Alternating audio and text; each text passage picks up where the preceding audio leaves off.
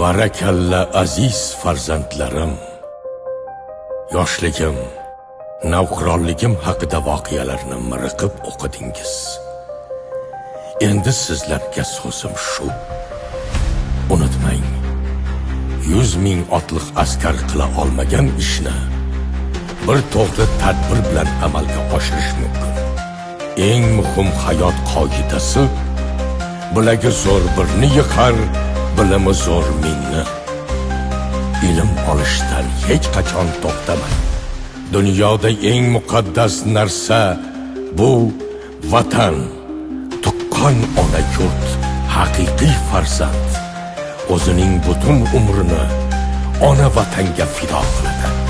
Vatan bu ota, ona, farzand, do'st, xalq, tuproq, bari.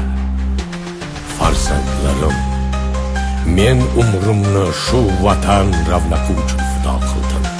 Siz ham shu vatanni seving, ardoqlang, uning hurmatini boshingizda tuting.